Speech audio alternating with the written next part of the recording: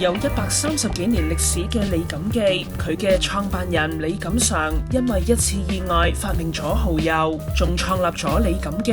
品牌，至今已經傳承到第5代。現時公司嘅掌舵人就係已經90歲嘅第3代傳人李文達。李文達曾經喺訪問中透露，爺爺過身嘅時候，佢仲喺媽媽肚入面未出世，兩爺孫緣慳一面。但呢個孫仔就經歷多次上落，排除萬難，將李錦記發揚光大，成為今日家傳戶曉嘅品牌。由於李錦記一直係家族經營，從未上市，所以只能夠從已披露嘅資產去計。有人估李文達嘅真實身家有可能超越李嘉誠添啊！李錦記呢個家傳戶曉嘅百年字號始創人李錦常，因為喺故鄉七寶得罪咗人，帶住家人輾轉走佬到廣東省珠海南水鎮。當時李錦常喺小鎮開咗間茶寮為生，賣蠔豉。有次煮蠔做蠔豉嗰陣，李錦常唔記得熄火，煲乾到變成黑色糊仔。點知佢試一啖，發現竟然係咁鮮甜，於是靈機一觸，放喺茶寮出售，仲起咗個好好聽嘅名，叫做蠔油。李錦常喺1888年創立李錦記蠔油莊，專賣呢種醬油，大受歡迎。班鄉親見到都即刻學佢整。當時南水蠔油主力銷去澳門，李錦常有咗穩定嘅收入，儲夠錢就成家立室，娶咗來自中山嘅大戶人家千金梁堂做老婆。先後生咗3個仔2個女。李錦常太太1902年誕下3子，少男冇幾耐，南水街一場大火燒毀咗李錦記蠔油莊。李錦常於是帶住家人搬到澳門重新開始。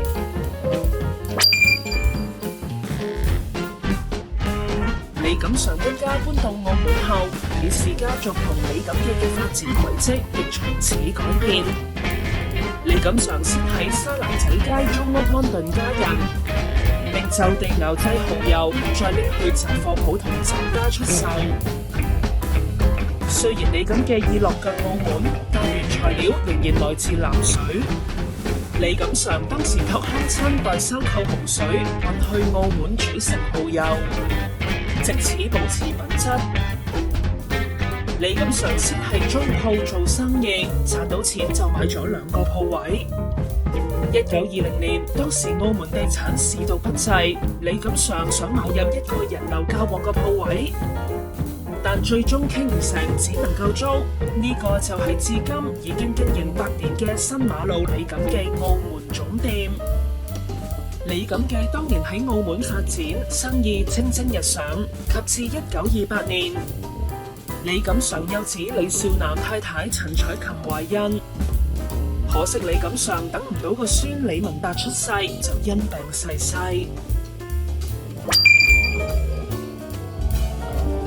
李錦記喺澳門發展初期，李錦常同3個仔一齊打理公司，生意逐漸興旺。長子李少榮主力打理鋪面，次子李少登專責對外推廣營銷，細仔李少南就跟爸爸鑽研蠔油製造技術。為確保蠔油質素，李錦常定落4個必須：第一，所用生蠔必須鮮活；第二，煮蠔油用嘅蠔汁必須有品質；第三，調味品必須頂級；最後就係加工過程必須保證衛生。當時李錦記品牌越來越響，而李錦常嘅3子2女亦已成家立室，兒孫滿堂。只係李少南太太陳彩琴先後誕下1子1女，亦告夭折。1928年，陳彩琴再度懷孕，李錦常希望新抱能為個仔延續血脈，可惜佢等唔到李文達出世就病逝，享年60歲。李錦記1932年由澳門遷到香港，不過李少南就選擇往來港、澳、南水3地，負責蠔油生產。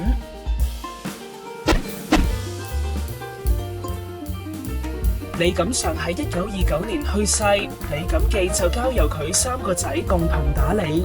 30年代，蠔油成為澳門著名土產，不但只供應當地酒樓食肆，仲遠銷至北美嘅中菜及華僑家庭。當時嘅李錦記仲係傳統嘅家族企業，產品只有蠔油同蝦醬。每當有生意，都要全家總動員去做，公司嘅員工實際得幾個人，所以李家第2代成員好早就會幫手做生意，讀書唔多。之後公司逐漸將經營嘅重心移到香港。1932年，李錦記第2代後人決定將總廠遷去香港，喺中環皇后大道中開咗第1間鋪。李錦常嘅長子同次子先後移居香港打理生意，而三子少男就往來港、澳、南水3地，負責蠔油生產同技術改良。佢仍然年幼嘅仔李文達同堂兄弟姊妹就留喺澳門讀書同生活。李錦記掌台人李文達細時無心向學，成日走堂去學煮蠔油。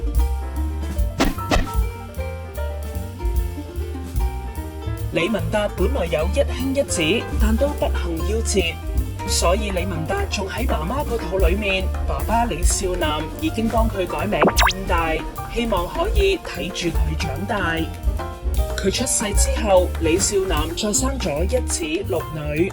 李文達喺澳門出世同長大，讀小學時成日因為建大呢個名俾同學嘲笑，直到5年級，佢趁住轉校嘅機會改名為李文達。李文達自認細時無心向學，經常走堂，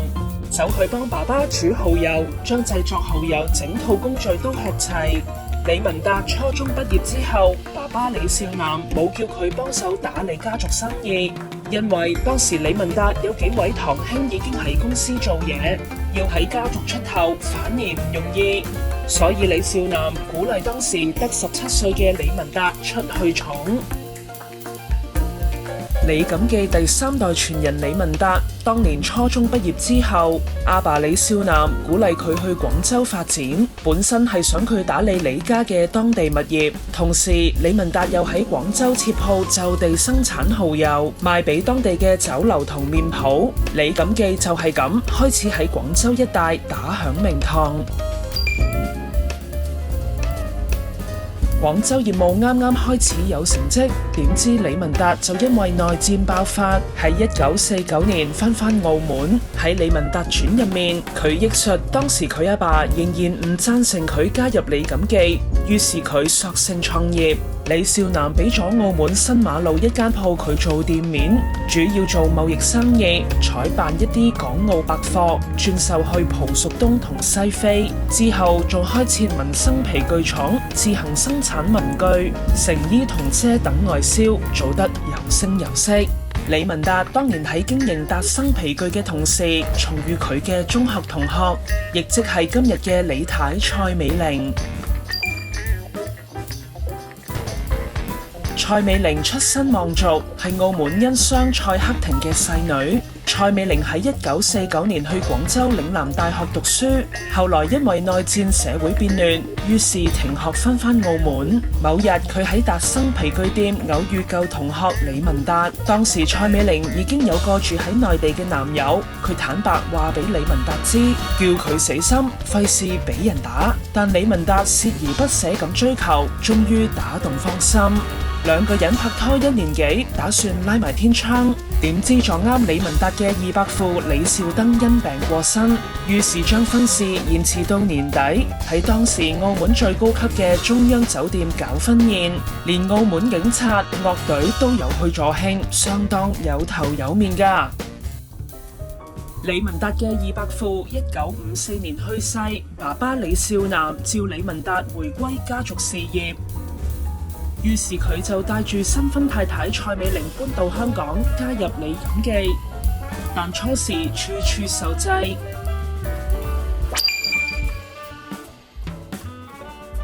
李錦記當時只生產蠔油同蝦醬，又堅持專賣靚嘢，貨真價實，成本高，售價貴。有餐館希望能夠買平價一啲嘅產品，但李錦記唔肯做，而5樽李錦記蠔油嘅價錢已經係普通打工仔1個月嘅人工。李文達加入公司後，發現李錦記嘅經營方式保守，主要嘅歐美外銷市場要靠中間組織金山莊，即出入口公司落單先有生意做。李文達不甘咁被動，希望擺脫華商同北美貿易得透過中間組織嘅傳統，想建立自身銷售系統，但遭堂兄弟反對，建議都被否決。佢後來喺李文達傳中透露，加入李錦記後，發現原來冇嘢做，所以嗰一年打咗足足200日麻雀。李文達加入李錦記，初時處處受掣肘，但仍然努力提升公司營業額。生意頭腦靈活嘅佢，1969年更親自設計新嘅李錦記商標同包裝。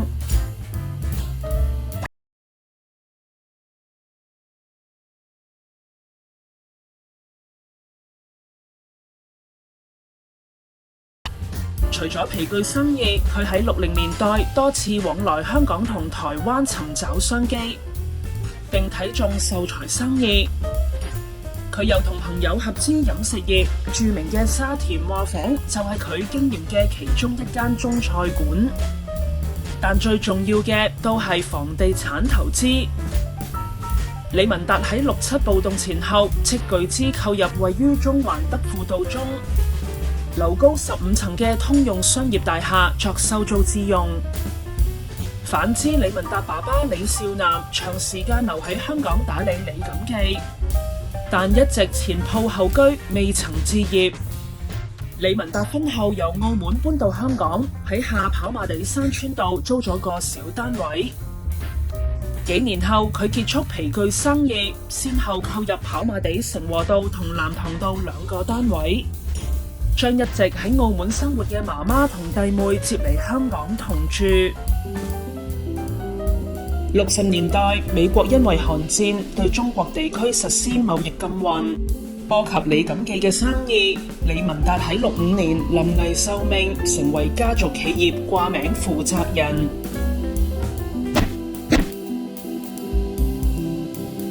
中國文化大革命，全國陷於政治鬥爭，令到香港及澳門嘅社會氣氛非常緊張。之後香港經歷6·7暴動，經濟蕭條，元氣未復。李家大房同二房子孫覺得李錦記呢盤生意冇乜前途，唔想再做，萌生出售家業、移民海外嘅念頭，終於導致李錦記嘅第一次分家。72年，三房人足足談判咗半年，最終李文達喺爸爸李少南嘅支持下，籌錢悉數買下長房同二房股權。當時李少南已經退休，實際工作由李文達主持，正式接掌李錦記。李文達72年接掌李錦記，當時公司情況惡劣，要錢冇錢，生意又淡，連支票都出唔到。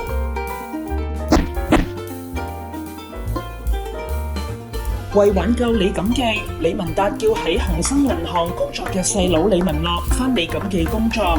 兩兄弟拍硬檔搞返好李錦記。當時李錦記只有蠔油同蝦膏2種產品，公司一直堅持要顧住招牌，不賣劣貨。不過李文達上場後一改作風，只要有生意就乜都做。佢將蠔油分成不同等級，各賣所需，又突破傳統銷售方式，向餐廳、食肆客戶推銷大罐裝蠔油，為李錦記帶嚟更多生意。李文達又將扮裝生意收回自己做，直接出國拜訪客戶，同佢哋交易，既打開銷貨渠道，又減少莊口嘅中間利潤，雙方都有利。李錦記早喺1930年代喺北美華僑圈就已經有啲名氣，當時公司行嘅係高檔市場路線。李文達上場之後，決心拓展平價產品市場。李文達把握機會，趁住72年美國總統尼克森出訪中國，美中政治氛圍轉變，北京又送咗一對熊貓俾華府。喺美國掀起風潮嗰陣，乘勢喺北美市場推出熊貓牌平價蠔油。為咗推廣產品同提高知名度，李錦記曾經舉辦廚藝大賽，喺現場提供旗下各種醬料俾參賽者用。到咗80年代，李錦記高速發展。喺李文達傳入面提到，李錦記喺80年代初年營業額只有幾百萬美金，但到94年估計已經超過1億美金，相當驚人。李文達嘅仔女全都喺中學畢業後留學北美，係李文達開拓海外市場嘅最佳助力。而大仔李惠民喺加拿大畢業回港之後，李錦記仲開始研究新嘅調味品醬料系列。李文達有4子1女，80年代中期4個仔相繼喺外國畢業返香港，加入李錦記董事局。但嗰陣李文達細佬李文樂嘅仔女仲未成年，由此又引發咗兄弟嘅權力之爭。李文達曾經喺訪問中提過，當時董事局一開會，李文樂就覺得哥哥幾仔爺話晒事，所以好唔開心。加上李文樂弟婦擔心老公若果有咩3長2短，咁就咩都冇，所以要求分家產，離開公司。當時因為李文樂獅子大開口，傾咗好耐都傾唔掂，最後竟然入稟法院打咗大半年官司，雙方使咗過千萬律師費，最後李文樂冇錢再打落去，於是喺86年接受李文達嘅條件，收咗700-8千萬現金。李錦記家族經歷2次家產糾紛之後，親戚關係變到好緊張，不相往來，就連李文達送俾堂兄弟嘅蠔油，全部都俾人退翻晒。本來正走上軌道嘅李錦記，經歷第2次爭產糾紛後，元氣大傷。而李文達賤賣物業，回購李錦記股權，頓時5行欠水。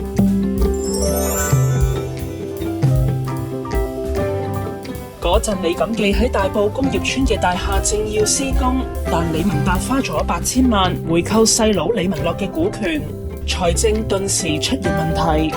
李文達喺訪問中透露，佢86年時為咗籌集巨款，被逼喺香港出現移民潮。房地產市道低迷嗰陣，賤價拋售手上物業。當時佢出售皇后大道中立慶大廈10幾層、黃竹坑31號、田灣17層物業，但資金仍然唔夠回購股權，於是只能夠選擇分期付款，再以物業按揭貸款得到一啲款項支付大埔廠房嘅建築費。李文達捱過咗李錦記事業上嘅難關，但佢嘅生命亦都險死過2次，幸而都大步攬過。李文達第1次意外發生喺69年一個晚上，當時佢喺浴室開煤氣沖涼，空氣唔夠流通，好快就暈陀陀。好彩佢能夠勉強打開浴室門，跌倒喺門邊，但已經口吐白泡，大小便失禁。李文達事後話：如果開唔到門，一定死喺入面。第2次係85年，李文達因為結腸炎命懸一線。嗰陣佢到美國巡視新貨倉，為食嘅佢喺紐約食咗10幾日龍蝦、鮑魚、魚翅等，結果肚痛。李文達喺三藩市照過 X 光，診斷唔出原因。到咗洛杉磯再睇醫生嗰陣，李文達痛到暈咗喺診所，要即刻喺一間細醫院做手術。開肚一睇，原來啲腸已經穿窿，再遲啲做手術必死無疑。醫生先俾李文達做咗個人造肛門，3個月後再做手術駁回直腸，之後要休養4個幾月。結果佢喺美國滯留咗9個月先返港。李文達唔怕死，仲公開講已經寫好遺囑，內容都講咗俾幾個仔知。2次逃出鬼門關，李文達話自己完全唔怕死，死都好似係瞓咗覺啫。佢繼續游水、釣魚，全世界四圍去，全年有1半時間唔喺香港。94年，李文達接受訪問，同記者講一早寫好遺囑，又正在做信託。佢話自己好開放，遺囑內容都講咗俾幾個仔知，佢哋都冇意見。當時佢話，如果有一日佢離世，佢幾個仔馬上將李錦記賣咗，或者成間公司送俾人，佢都冇所謂，只要多數人贊成就得啦。李文達之所以會咁講，因為怕管死佢哋，一旦邊個唔聽話，控制唔到局面，大家爭家產，反而仲慘。李文達重身教多於言教，成日帶仔女去參加喪禮，因為可以俾佢哋睇下人生百態。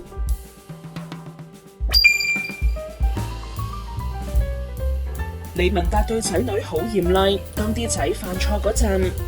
就會藤條炆豬肉，打到佢哋開花。但個女就從來未俾爸爸打過。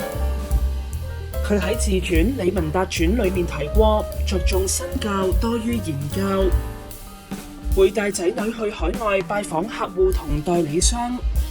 等佢哋可以擴闊眼界，建立同代理商下一代嘅情誼。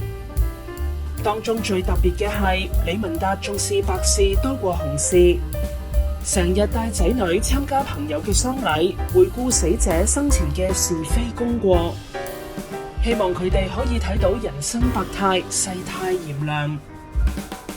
不過李文達好少喺屋企，教仔女嘅責任主要交俾太太蔡美玲。當時佢哋住喺跑馬地，蔡美玲親自揸車送仔女返學，中午又會接佢哋返屋企食飯，避免佢哋同其他細路有太多接觸，以免學壞。李錦記第三代後人李文達對仔女大學讀咩學系冇特別要求，總之讀完就返嚟幫手，所以5個仔女都自動波揀選咗同家族事業相關嘅科目。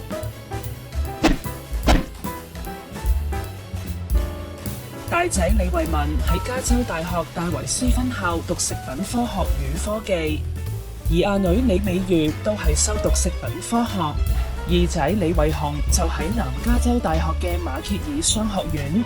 修讀工商管理同市場學。至於3仔同4仔都喺南加州大學讀書，李惠中讀化學工程系，李惠森就攞咗企業管理與財務系學位。李家第4代各有所長，變相組成咗一個自給自足、不假外求嘅發展班底。除咗拉仔李惠森曾經喺花旗銀行做過，阿哥家姐一畢業就俾阿爸李文達急召加入李錦記幫手打江山。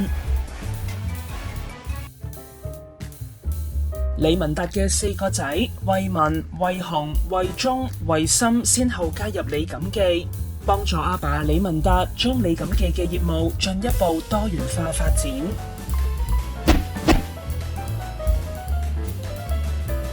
李錦記業務涉及地產物業、餐飲業、運輸業、包裝業等。大仔李惠文1980年啱啱畢業，阿爸李文達一句話公司缺人，就急召佢返香港幫手。李惠文24歲加入李錦記，當時公司只係得20幾個員工，無論係生產、銷售、會計等各個部門，李惠文咩都要一腳踢。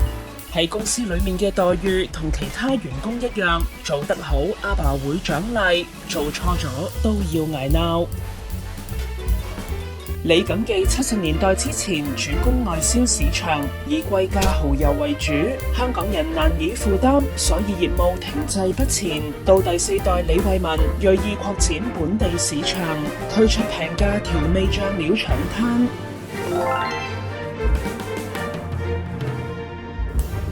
李錦記早年嘅貴價蠔油一支賣幾十蚊，普羅大眾負擔唔起。為增強競爭力，李文達決心拓展平價市場，推出蠔水分量較少、價錢較平嘅新裝蠔油，好似熊貓蠔油同財神蠔油。到80年代初，修讀食品科學與科技嘅李惠文加入李錦記後，推出更多元化調味系列，方便醬料，好似滷水汁、辣椒醬、叉燒醬等。高中低檔兼備。當時李錦記嘅產品佔本地超過80%市場。身為集團行政總裁嘅李慧文曾經表示，到咗佢呢一代，製造醬料已經冇咩秘方可言，每一種醬料都可以經科學方法提煉。佢哋覺得市面上邊一種醬料受歡迎，亦都可以製造出嚟。而94年，李錦記就推出一款和尚尼姑都可以食嘅齋蠔油。李錦記第4代接班人李慧文加入公司後，推出更多新產品之餘，亦有進行改革，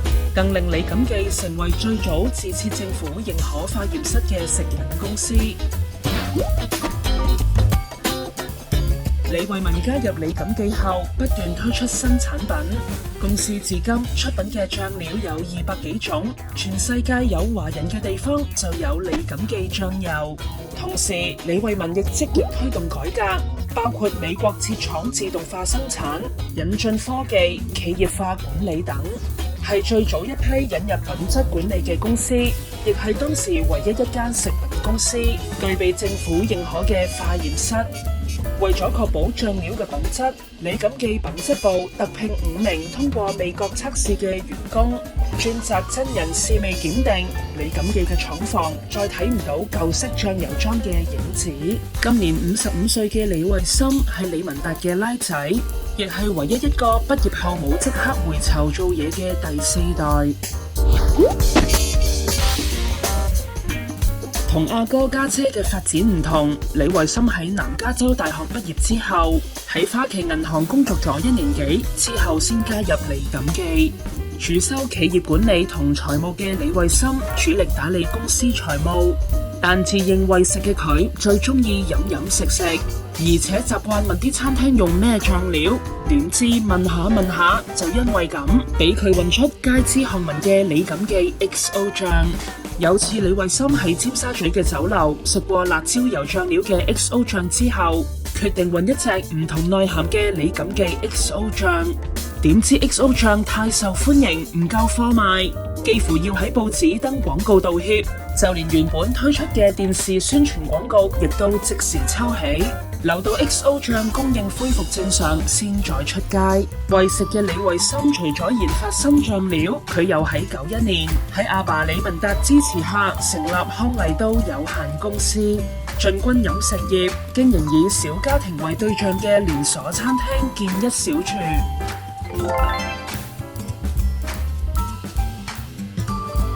92年嗰陣，建一小廚開咗4間鋪，5年內已經擴張到有12間分店。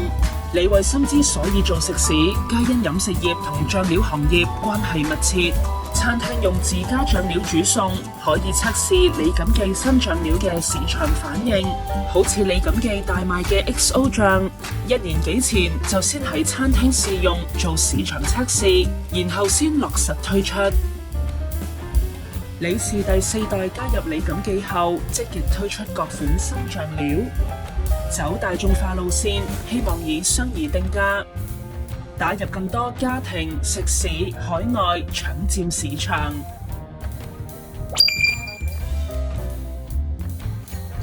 李錦記80年代主要由其他廠商供應醬油成品，再以李錦記名義出售。由於生產同儲存過程無法自己把握，李文達於是決定自行生產。李氏第4代加入公司後，推出多款新醬料。皆因醬料行業面對本港經濟發展同廉價中國醬料競爭，只有2條路可以行，一係高級醬料路線，或者醬料多元化。面對激烈競爭，李錦記選擇走多樣化路線，希望以相宜價錢打入家庭、食肆、海外之餘，同時搶佔內地市場。李文達同擔任執董嘅次子李慧雄，公司每日有10幾個貨櫃出廠，1年就有3-4千個貨櫃，當中香港只佔幾百個，其餘85%以上屬內銷。李錦記10幾年嚟營業額上升15倍，利潤亦都成正比。李錦記96年決定開拓即食麵高檔市場，鎖定18歲至35歲中上收入男士作目標，售價達16蚊。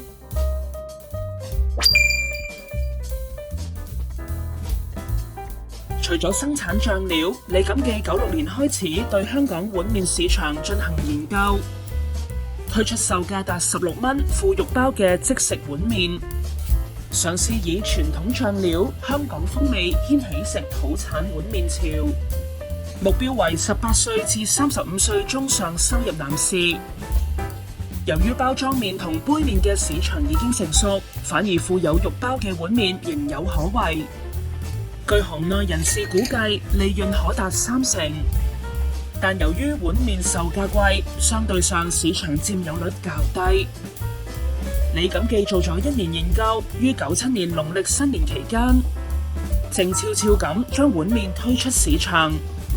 當時碗麵只喺 OK 便利店同日式超市上架，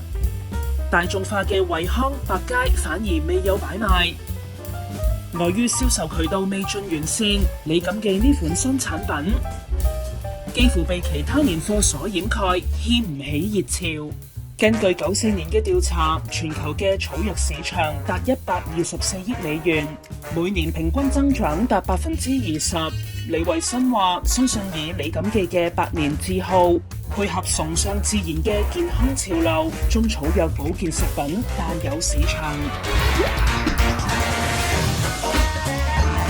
南方李錦記94年同國內第一軍醫大學合作推出中草藥保健食品保健寶之後，又同國內靈芝專家合作推出靈芝王。不過李錦記本身冇保健食品嘅研究，需要借助科大作科研後盾。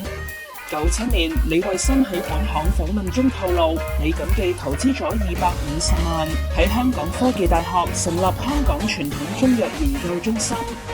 李錦記可以獨家擁有研究成功產品嘅商業用途，而科大就可以獲得產品銷售嘅部分利潤作研究經費。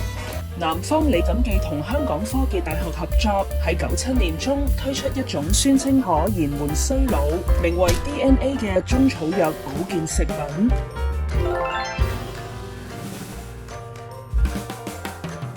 南方李錦記同科大用傳銷形式分銷 DNA， 仲成立關懷國際有限公司培訓傳銷商，喺旺角租咗3000尺寫字樓，投資幾百萬買電腦設施，開設傳銷中心。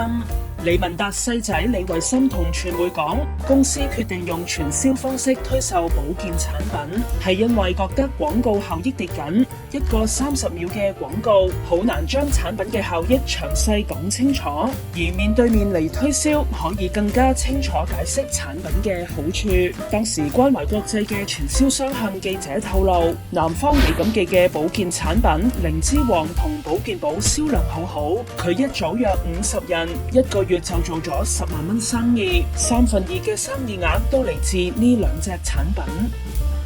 李錦記於第4代後人加入後，開始多元化發展，但97金融風暴令到公司流動資金出現問題，李文達於是壯士斷臂，結束非核心業務。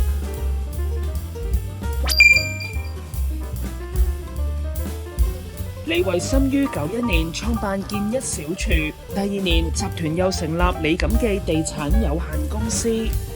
以及研發中藥保健產品嘅南方李錦記。李維忠就喺94年開咗 LKK 運輸有限公司，95年再成立偉偉包裝有限公司，生產金屬瓶蓋，以配合李錦記業務發展。而李錦記嘅馬來西亞吉隆坡廠房亦於97年投產。可惜97金融風暴期間，李錦記因為多元化業務擴張，流動資金出現問題，李文達於是壯士斷臂，結束非核心業務，專注醬油本業，連有盈利嘅建一小廚亦都要結業。李文達大刀闊斧斬咗非核心業務後，李錦記集團嘅財務狀況亦得以恢復。面對97金融風暴，李文達大刀闊斧剝除一眾非核心業務後，李錦記集團嘅整體財務狀況恢復穩定，只係南方李錦記嘅問題就比較棘手。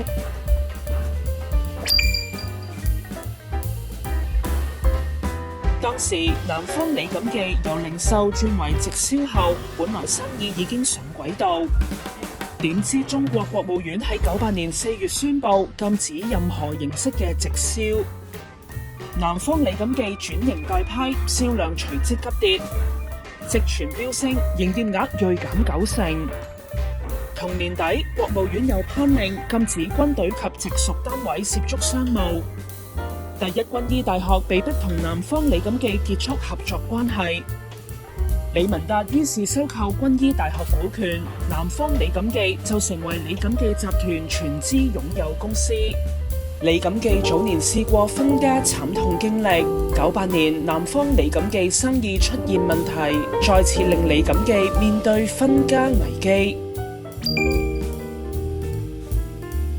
南方李錦記98年因為內地政策有變，營業額大跌90%，之後成年生意都冇起色，連公司員工都擔心公司會倒閉。南方李錦記虧損嚴重，拖累母公司李錦記。當時集團內嘅主流意見係傾向將南方李錦記賣盤，不過一手創立南方李錦記嘅李慧森唔甘心，佢覺得南方李錦記好有發展空間，仲一度提出用自己嘅李錦記集團股權作交換，將南方李錦記脫離母公司，自立門戶。經歷2次家族爭產嘅李文達擔心再次面對分家痛苦，於是當機立斷，決定節流止血，保住南方李錦記。公司由98年起凍薪3年，到2000年時再裁走部分員工，之後公司逐步恢復元氣，等危機過去，再請翻班被裁嘅員工。內地恢復批准直銷業務，南方李錦記轉型直銷，公司業績全面上升。李文達細仔李慧森同公司高層用咗一套新嘅策略思考方法，帶領南方李錦記走出低谷。2-3年後，公司重上軌道，李慧森更發展出一套自動波領導模式管理公司。05年，內地批准企業恢復經營直銷業務，當時全國有2500間專門店嘅南方李錦記喺新例實施後轉型直銷，公司業績全面上升。南方李錦記係李錦記集團嘅子公司，但為咗有效區分健康產品同醬料產品兩個唔同嘅品牌，李文達喺09年將南方李錦記改名為無限極中國有限公司，開拓健康產品市場。無限極迅速成為內地直銷企業龍頭之一。由李文達細仔李慧森做主席兼行政總裁嘅李錦記健康產品集團，旗下嘅無限極中國有限公司營業收入同個名一樣多到無極限，但同時都惹唔少官非。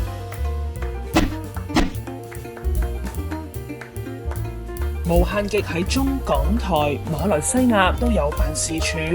而喺大陸就有28個服務中心，超過4000間專賣店。睇返2018年全球直銷百強企業排行榜，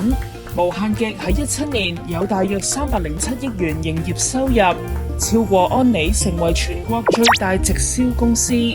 不過無限極近年先後爆出多單產品風波，包括陝西3歲女童因每日服用無限極嘅8種產品，俾幾間醫院診斷出心肌損害、低血糖等病症。又有一名29歲嘅重慶男子服用8日無限極產品後突然死亡。仲有河南嘅石寶寶進食後患尿毒症而死亡。無限極嘅保健產品俾人話誇大藥效。去年年初，《人民日報》嘅微博講到明，企業應該經營有道，唔好害人無極限。無限極涉及嘅訴訟多，不過因為證據不足同超過訴訟時限，冇俾人起訴。李錦記憑內地直銷中藥保健產品嘅無限極帶嚟巨大財富，李文達再用賺得嘅資金狂掃物業，集團成立咗無限極物業投資，喺09年用大概3億人民幣買入廣州珠江新城一棟大廈嘅13至19樓，仲拎埋命名權，改名為無限極中心，喺無限極中國嘅行政總部。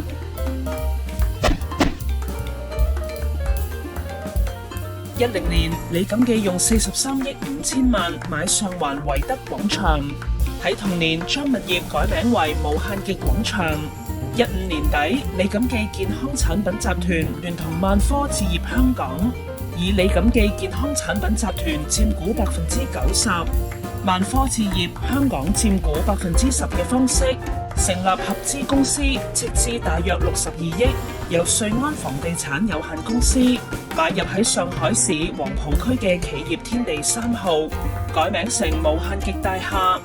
下一年，李錦記又用15億8千萬買入中環遠富中心全棟及相連舊樓。已經係收購物業老手嘅李錦記，17年更打破英國單棟商廈嘅成交紀錄，以128億元收購花名對講機嘅倫敦商廈分橋奇街20號，成為熱話。集團最新動作就係廣州白雲新城投資約51億嘅廣州無限極廣場，作為李錦記健康產品集團成員無限極中國嘅新總部，預計喺2020年尾完工。屬於地產投資初哥嘅李錦記，91年10月喺拍賣會上購入德輔道中嘅商業大廈，正式進軍地產界，但其後卻與大地主希慎家族對簿公堂。喺91年嘅拍賣會上，李錦記以7800萬購入德輔道中168號嘅商業大廈，標誌住呢個醬料家族喺地產物業投資嘅新一頁。其後，李錦記將該棟商廈同榮理集團盧文端交換淺水灣道99號古堡，自此李家喺豪宅市場上日益活躍。公司更喺大陸投資興建度假村同商業大廈，並成立無限極物業投資，專責揾優質物業投資機會。不過，李錦記家族嘅地產投資並非一帆風順。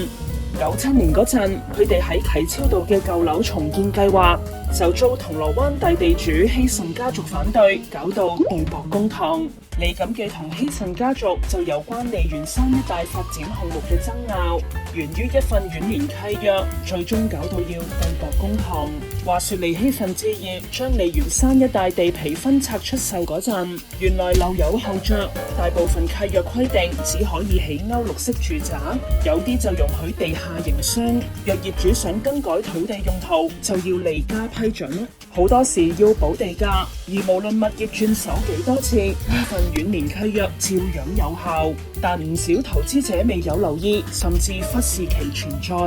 92年初，李錦記以4300幾萬買入啟超道8號，直做利家提醒有關契約。李錦記力指買物業只係為開食肆，無意重建，並繼續收購毗鄰物業。到94年收購完成，李錦記多番通知利家重建23層高李錦記集團中心嘅意向，希望商討補地價事宜，但係不得要領。於是索性去馬，並指對方早已賣咗物業，當年契約已無效。李錦記企圖重建啟超道8號，利家指李錦記違反契約，雙方搞到對簿公堂。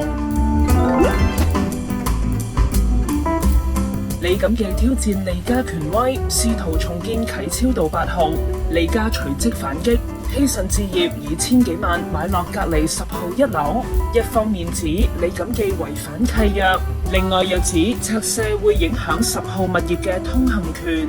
最後雙方要法庭解決，李錦記先輸一仗，做永久禁制重建計劃。23層高嘅李錦記集團中心計劃需要擱置，仲要賠堂費。但李錦記仍未氣餒，向終審庭提出上訴，但5名終審法官一致駁回李錦記嘅上訴，長達3年嘅訴訟終於喺98年底結束。敗訴令到李錦記損失過億，其他發展商亦都賠莊，令區內多個重建計劃受阻。呢批發展商包括振金老闆吳振科、上市公司巨川國際主席張年興及中資嘅中福發展。李錦記重建啟超道8號計劃泡湯，亦搞到一班地產發展商見財化水。90年初，除咗李錦記收購銅鑼灣啟超道8號之外，吳振科同拍檔亦睇中恩平中心同嘉蘭中心之間嘅一棟舊樓。93至94年間，費盡心機使咗2億幾，逐個單位收購，展開發財大計。不過吳振科無心自行重建成商廈，只係想轉手賺一筆，喺市場開價3億幾，唔少發展商都有興趣。點知利嘉95年8月入稟法院，控告李錦記違反契約上土地用途。發展商見前景唔明朗，紛紛打退堂鼓。結果吳振科喺96年底花幾百萬翻新該棟舊樓，調控樓上單位，將地下商鋪招租，觀察事態發展。除咗吳振科，中福集團亦係受害者。旗下合建工程發展有限公司有2個已經拆樓嘅地盤喺受影響範圍。另外，上市公司巨川國際喺該區嘅發展計劃亦受阻。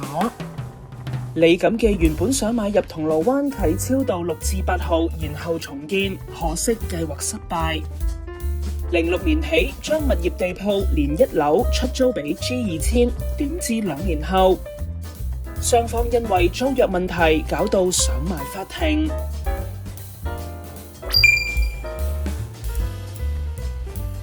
睇返入稟狀 ，G2000 喺06年1月同李錦記家族持有嘅 Skyheart Limited 簽訂2年租約，每月租金為40萬。但 G2000 喺租約期滿後繼續霸住個鋪位，死都唔交翻出嚟。最後業主控告 G2000， 要佢哋賠翻租金同埋訴訟費。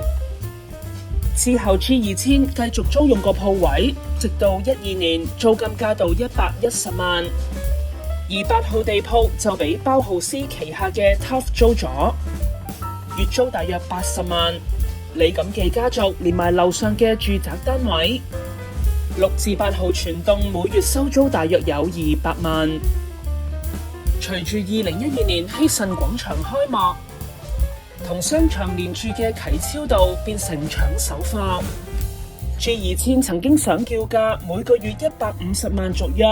又有珠寶店出價300萬上租，但李文達依然無動於衷。李錦記家族之所以調高嚟賣，因為一早同卓越傾好，用每月450萬承租6至8號。15年，李錦記家族決定再大幅加租，叫價600萬。卓越決定放棄續租，呢個鋪位成為啟超道5年內第一間吉鋪。面對鋪位交吉，李錦記調整策略，將6號及8號分開出租。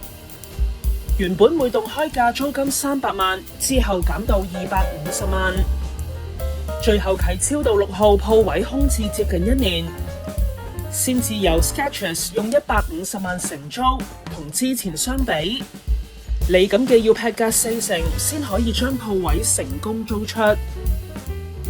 李錦記家族除咗投資商廈同鋪位，李文達同子女亦愛買豪宅投資或者自住，成交價更屢創新高。李文達長子李惠民08年嗰陣，以6680萬購入淺水灣寶華大廈過3000尺單位，創出當時屋苑尺價新高。10年嗰陣，次子李惠雄趁政府出招前，以1億2800萬高價買入紅山半島松柏徑雙號屋，當時無論係成交價或者尺價，亦都刷新咗該屋苑歷史紀錄。去年初，李錦記家族成員李惠民等繼續睇好樓市，以5500萬購入跑馬地日路2000幾尺單位，即使用 City World Limited 名義買入，需要俾1650萬稅款，依然勇於入市。李錦記嘅成功同李文達營商之道大有關係，而私利及人就係其中一個信念。上承祖父李錦上，意思係自己賺到錢，合作伙伴亦要能獲利，生意伙伴遇到困難就盡量幫忙。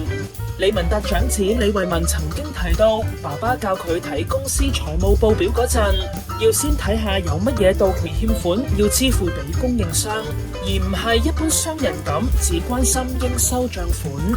佢話咁樣供應商先會優先俾李錦記提供優質貨品。李文達細仔李維森亦堅守呢套信念，甚至於07年著書《私利及人的力量》。李文達對員工都好關心，每年舉辦2次員工溝通大會，並對表現好嘅員工作出不同形式嘅獎勵，又會搞公司大旅行，獎勵員工及其家人。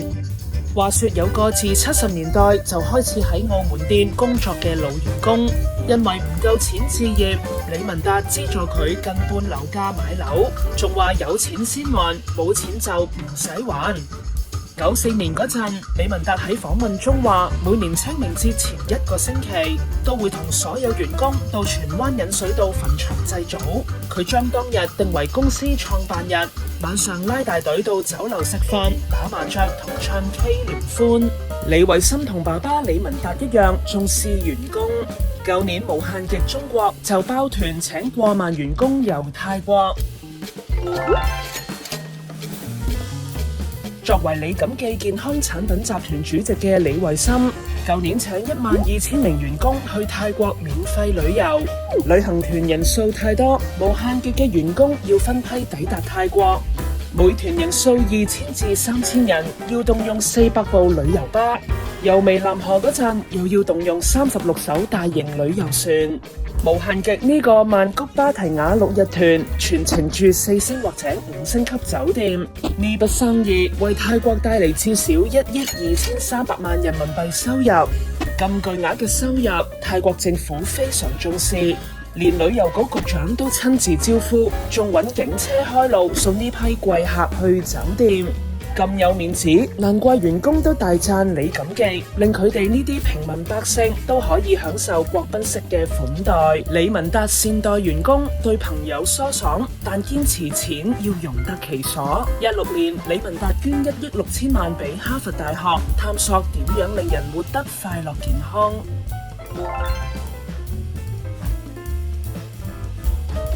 李文達平時對員工、對朋友都好疏爽。出街食飯俾貼士都好闊佬，但如果覺得價值不符，佢就堅持唔肯使。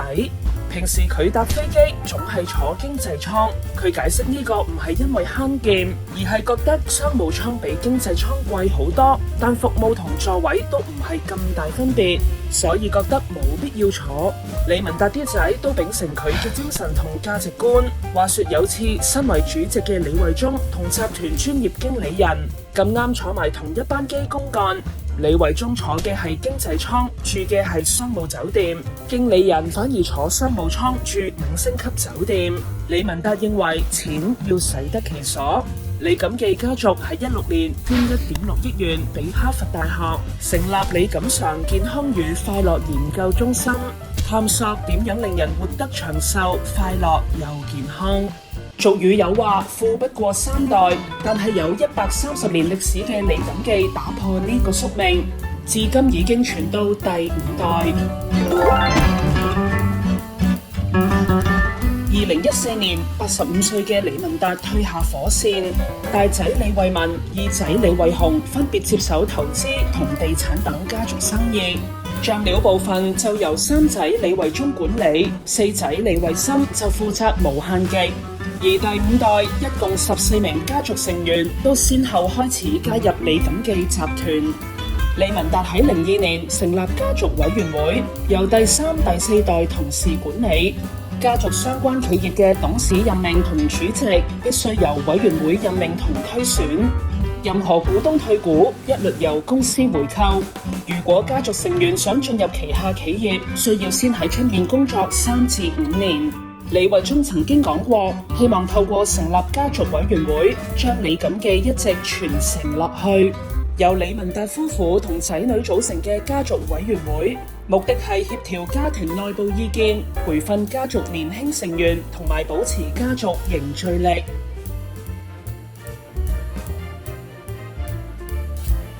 李文達夫婦相信一個和諧嘅家庭對家族傳承同家族事業發展有好大幫助，所以家族委員會提出咗3不政策，就係不遲婚、不准離婚、不准有婚外情。3不家規成立至今，家族成員都成功遵守。李慧心曾經話過，穩定嘅夫婦關係可以集中精神做嘢，仲講笑話呢條家規令到太太們最開心。